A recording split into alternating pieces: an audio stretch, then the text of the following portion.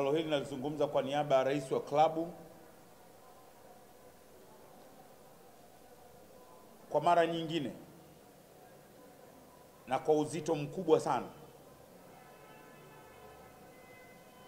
rais wa klabu ya Simba, kamati ya utendaji ya klabu ya Simba, sekretarieti ya klabu ya Simba, benchi la ufundi na wachezaji wa klabu ya Simba, wanachama na washabiki wa klabu ya Simba wanaomba radhi kwa Rais wa Jamhuri ya Muungano wa Tanzania Dr. John Pombe Magufuli kupitia kwa waziri wetu anayesimamia au mwenye dhamana ya michezo Mheshimiwa Nape Moses Nnauye kwa kitendo kisicho cha kiungwana kilichofanywa na baadhi ya washabiki wetu kwenye mchezo wa tarehe 1 Oktoba dhidi ya Young Africans ya Dar es Salaam. Tumeona kuna umuhimu sio sasa tu kumwomba radhi waziri na TFF, lakini lazima tuende beyond that, tumuombe radhi na rais wa nchi.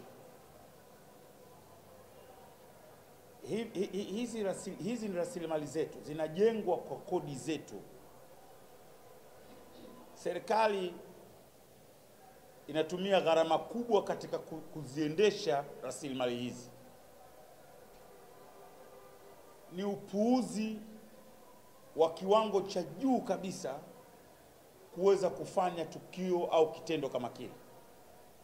Nilishatoa taarifa kwenu mara tu baada ya mchezo ule kuomba radhi, na rais wa klabu alinukuliwa na baadhi ya vyombo vyenu kuomba radhi, lakini tunamuomba radhi na rais wa nchi.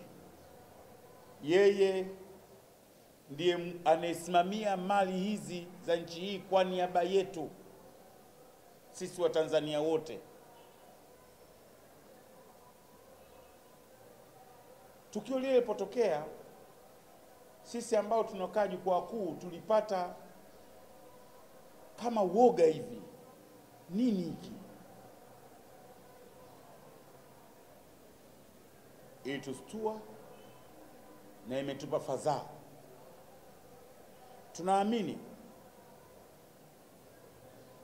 pamoja na hatua ambazo serikali imeamua kutuadhibu vilabu, kwa sababu sisi vilabu ni watoto wao, na kwa dhati kabisa klabu ya Simba inaomba radhi, na tumemwandikia waziri barua moja kwa moja atuombe radhi kwa rais kwa niaba ya klabu. Tunaamini serikali itarudi nyuma, itatupa tena nafasi ya kuutumia uwanja wa Taifa. Katika hili tunawaahidi halitarijirudia tena. Sisi club, hatua ya kwanza tutakayochukua, iwapo tutabaini miongoni mwa waliofanya fujo zile ni wanachama wetu, klabu itachukua hatua za maksudi. Lakini inaomba serikali sasa izifungulie zile kamera za CCTV mule uwanjani, ili tukio kama lile likijitokeza iwe rahisi kuwabaini wahalifu wa aina ile. Ule ni uhalifu. Watanzania hatuna desturi hiyo. Ule ni uhalifu wa maksudi. Leo klabu inapata hasara, tunasafa wiki nzima hii kwenye vikao na wizara na TFF kwa ajili ya watu wachache. Idadi ya viti vile ni 1700 vilivyovunjwa tulivyoambiwa na serikali. Utaona kwamba ni sehemu ya watu wachache waliofanya uhuni, sababu uwanja ule unachukua watu 57,000. Maximum juzi walikuwa labda watu 40,000 mpaka 45. Kwa hiyo ni sehemu ya kikundi cha watu wachache wanaharibu images ya club. tunaamini